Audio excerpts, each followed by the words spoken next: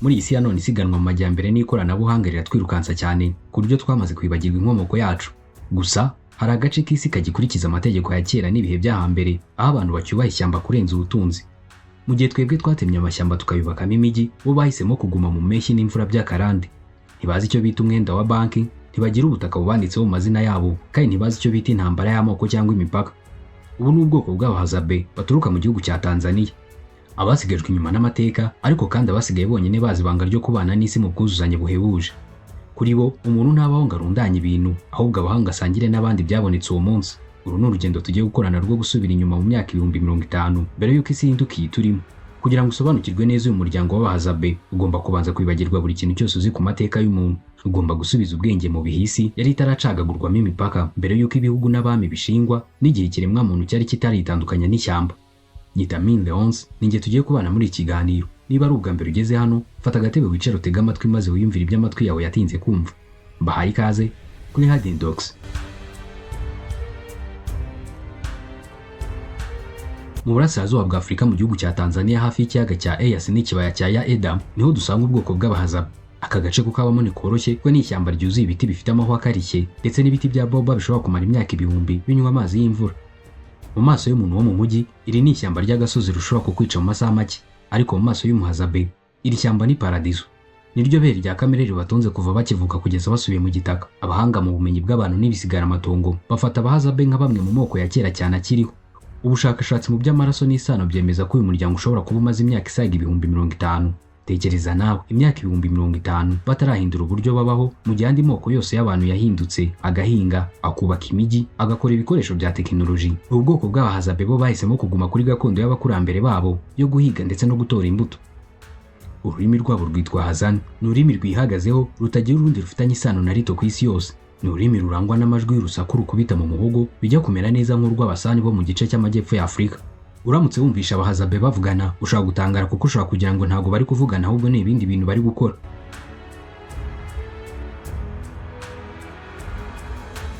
Nubwo ubwoko bw'Abahazabe bwasigajwe inyuma n'amateka, ariko ntitugomba kubufata nk'ubwasigajwe inyuma n'amateka mu buryo bw'ubujiji. Oya, Abahazabe bafite ubwenge n'ubumenyi buhanitse bw'ibidukikije burenze ubw'umuhanga uwo ari we wese ufite impamyabumenyi y'ikirenga PhD. Bo bazi buri giti, bazi buri kanyamasyo, bazi buri rurabo n'icyo ruvura, mbese basobanukiye buri kintu cyose cyo mu mashyamba babamo. Bazi gusoma ibimenyetso by'ikirere batagira iteganyagihe rya mudasobwa. Iyo umuyaga uhushye uturutse mu burasirazuba, baba bazi inyamaswa ziri buze mu gace barimo. Iyo inyoni runaka ivuze, bahita bamenya neza aho ubuvumo bw'ubuki buherereye. Mu mateka yabo ntuzabonamo ibitabo by'amateka kuko batagira amateka yanditse. Amateka yabo bayabara mu ngano z'imigani babwira niyo bicaye ku gicaniro cy'ijoro.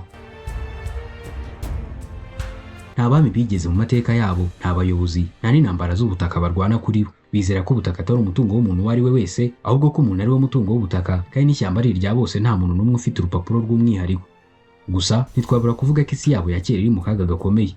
Mu binyejana bishize ubutaka bwabo bwari buhagije cyane, bukabakaba mu bice by'amajyaruguru ya Tanzania. Ariko mu myaka 100 ishize habayeho kwaguka mu mijyi ndetse n'abandi bahinzi bo mu yandi moko bagenda batema amashyamba bashaka ubutaka bwo guturamo. Si ibyo gusa kuko n'aborozi b'inka b'Abamasai bakeneye urwuri bituma habaho kwaguka kwabo. Ibyo byose bikaba byaratumye Abahazabe basunikwa maze bagasigara mu gace gato k'ikibaya cya Ya Eda. Ariko nubwo bimeze bityo, banze kuvanwaho icyubahiro cyabo, banze gufata isuka ngo bahinge, banze korora inka, kandi banze kujya gushaka amafaranga mu mijyi. Baracyatsimbaraye kuri gakondo yabo y'imyaka 50. Kuri bo guhinduka nkatwe n'iryo kosa rya nyuma bashobora gukora. Inkomoko yabo si amateka gusa, ahubwo ni umutima bacyambaye kugeza kuri uyu munsi.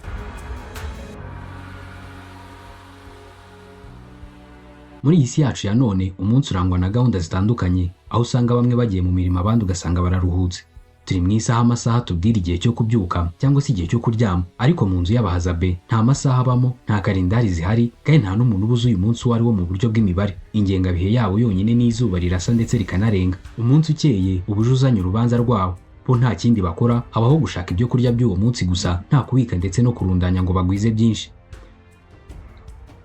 Mbere y'uko izuba rirasa, abagabo n'abagore baba bamaze guhurira ku gicaniro. Nta nama ndende bagira kuko buri wese abaza uruhare rwe muri gahunda zitandukanye z'imibereho yabo. Mu muco w'Abahazabe habaho igice gikomeye cy'ubwuzuzanye mu mirimo yabo, aho abagabo bashinzwe guhiga naho abagore bakaba abashakashatsi b'imbuto n'ibijumba byo mu gasozi. Iri cengezamatwara ryo kugabana imirimo si iryo guhatira umuntu, ahubwo ni umutima bavutse bafite. Igitondo cy'abagabo iyo gitangiye, bahagurukira rimwe mu matsinda mato y'abantu 2 cyangwa 3 bakajya guhiga. Intwaro yabo ikomeye kurusha izindi ni umuheto. Uyu muheto aba ari muremure cyane, ukozwe mu giti gikomeye kandi kigororotse neza, ku buryo uwo muheto uba ufite imbaraga igihe bawukoresheje barasa ikintu runaka. Imyambi yabo nayo iri mu bice bitandukanye. Hari imyambi isanzwe yo kurasa inyoni n'inkende, ndetse n'indi myambi ifite udusongero tw'ibyuma basigaho uburozi bukomeye cyane baba bakoze mu bimera by'ishyamba. Uburozi buba bukaze cyane ku buryo iyo bugeze mu maraso y'inyamaswa nk'imbogo cyangwa intare ihita igwa mu minota mike. Iyo bari mu bihuru bahiga, abahazabe bahinduka abami b'umutuzo, ntibashobora kuvuga mu majwi yabo asanzwe, ahubwo bakoresha ibimenyetso by'intoki ndetse n'amajwi asifurwa bigana inyoni kugira ngo inyamaswa itabumva.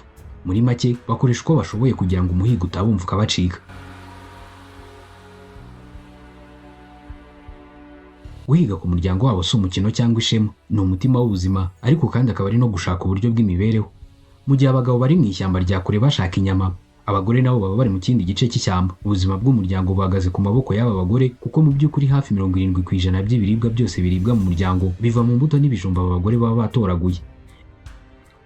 Iyo saa sita zigeze izuba risharira hagati mu kirere, habaho ibintu bitangaje cyane bishobora kukwereka ubwuzuzanye hagati y'umuntu ndetse n'inyamaswa. Ubu bwoko bw'abahazabe bufite inshuti z'akadasohoka muri iri shyamba. Ni ubwoko bw'inyoni zikunda ubuki. Izi nyoni iyo zibonye umwenge w'inzuki mu biti birebire, kubera ko zidafite ubushobozi bwo kwirukana inzuki ngo zigere ku buki zikeneye, icyo zikora zijya gushaka umuhazabe zikamusifura zikoresheje amajwi y'umwihariko. Umuhazabe nawe arazisubiza kuko abazi uburyo bwo kuvugana n'izo nyoni. Ibyo ababizi bitewe n'uko ubuzima bwe bwose buba bwarabaye bw'ishyamba. Ibyo bimaze kubakurikira izo nyoni zikamugeza ahantu runaka hari ubuki. Iyo amaze kugera kuri icyo giti kirimo ubuki, akoresha umwotsi kugira ngo ace inzuki intege, agakuramo ubuki yari akeneye. Mu gushimira izo nyoni, nawe zisigira ibice byavuyemo ubwo buki ndetse na za nzuki zapfuye. Icyo gihe umuhazabe akaba abonye ibyo kurya yari akeneye, ndetse n'inyoni zikabona ibyo kurya zari zikeneye. Iyo umugoroba ugeze, umunsi urangirira aho watangiriye, ku gicaniro. Ibyo abagabo bahize n'ibyo abagore batoraguye biteranyirizwa hamwe, bigasangirwa n'umuryango wose. Mu muco w'abahazabe nta kubika ibiribwa bibaho. Byabonetse uwo munsi biribwa uwo munsi, ko baba bafite icyizere kidashira ko ishyamba batuyemo ejo rizaba ricyambaye ibyiza byaryo. Nta mwana ushonje mu gihe undi yariye, kandi nta mugabo urya wenyine. Gusangira si itegeko ryanditse mu bitabo byabo, ahubwo ni umutima bafite kuva mu binyejana bya kera.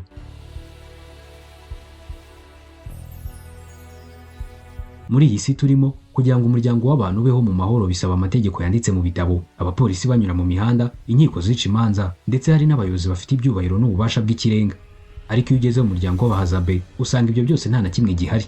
Nta gipangu, nta gereza, nta mukuru w'umudugudu, kandi nta n'umwami bagira mu mateka yabo. Ariko nubwo ibyo byose batabifite, bafite amahoro n'ubwumvikane burenze ubw'imijyi yacu ishingiye ku mategeko ahanitse.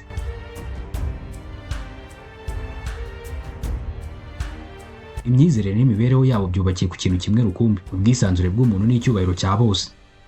Umuryango w'ubu bwoko bugizwe n'amatsinda mato mato y'abantu ari hagati y'abanyamuryango 20 kugeza kuri 30. Nta mutunzi ubaho mu ruziga rwabo, kandi nta n'umukene mu muryango. Mu muco wabo babayeho mu buryo bw'ubwisanzure bwuzuye. Nta muntu ufite ububasha bwo gutegeka undi cyangwa se kumubwira icyo akora. Iyo habayeho kutumvikana hagati y'abantu babiri mu itsinda, ntibarwana intambara y'amaraso.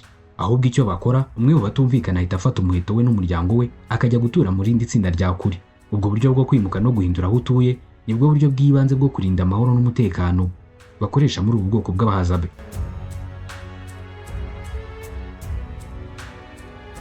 Abahazabe ntabwo bafite amadini babarizwamo cyangwa ibitabo bitagatifu byanditswemo imiyoborere. Imana yabo y'ibanze bayita Ishoko, ari ryo zuba twe dusanzwe tuzi ryo mu kirere. Bemera ko izuba ari ryo soko y'ubuzima, umucyo ndetse n'umusaruro mu guhinga. Ariko indi mana batinya cyane kandi baha icyubahiro ni Imana bita Hayen, ari wo mwuka w'abasekuru babo ba kera. Kuri bishyamba ntabwo ari ibiti n'inyamaswa gusa, ahubwo bongeramo n'ubutaka butagatifu butuwemo n'imyuka y'abakurambere babo bahora babareberera amanywa n'ijoro. Iyo bakeneye umusaruro cyangwa ubuzima bwiza, ntibasenga basakuza, ahubwo bagaragaza icyubahiro cyabo mu bikorwa byabo bya buri munsi byo kurinda ibidukikije ndetse n'umuryango wabo. Umutima w'imyizerere y'abahazabe ugaragarira mu majoro y'umwihariko, cyane cyane amajoro bita Epem. Iri ni ijoro ry'ibanga riba gusa iyo ukwezi kwazimye burundu mu kirere kandi isi yose iri mu mwijima w'icuraburindi. Muri iryo joro abagabo n'abagore bafatanyiriza hamwe mu ruziga rw'imbyino. Abagabo bambara amabara asa nk'ay'inyoni, bakaza imbere y'umuriro umwe ku wundi babyina. Bemera ko uwo mugabo uri kubyina imbere yabo aba yahindutse umwuka w'abasekuruza wabo cyangwa se intumwa y'Imana ibari imbere. Muri izo mbyino baba bari kubyina ni nako baba bari gusangira inyama. Nta mugore uba wemerewe kurya izi nyama mu gihe umugabo atarabyina, kandi nta n'umugabo uba wemerewe kuziha uwo ari we wese utari muri urwo ruziga bari kubyiniramo. Izi mbyino niyo mvano y'ubuzima bwabo, ihuriza hamwe ubuzima n'abapfuye hagati yabo, kandi igasubiza abantu ubushobozi n'imbaraga zo guhiga ku munsi ukurikira. Iyo uwo muhango urangiye, ishyamba ryose riraceceka rigatuza, umuryango ukaryama ugasinzira, ukaryama ufite icyizere cy'uko abasekuruza babarinze.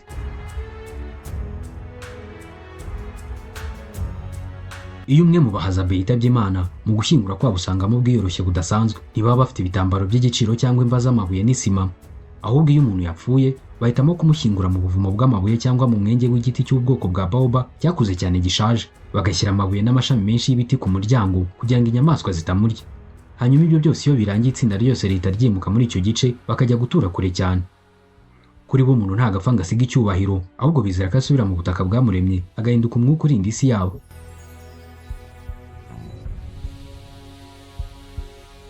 Uyu ni umwe mu bahazabe bamenyekanye cyane, akaba yaramenyekanye ku izina rya Chaba Benji. Mu bakurikirana imbuga nkoranyambaga benshi baramuzi, ndetse abenshi bakunze ubu bwoko bw'abahazabe kubera uyu mugabo. Ndagira ngo munyemerere nzabategurire igice cya kabiri tunavuga ku buzima bwe ndetse tunakomeza ubuzima bw'abahazabe akantu ku kandi. Niba wakunze iki kiganiro ntugende udakanze subscribe. Njye twari kumwe, nitwa Ming Leonce, mbifurije amahoro n'imigisha bituruka ku Uwiteka Imana ihoraho.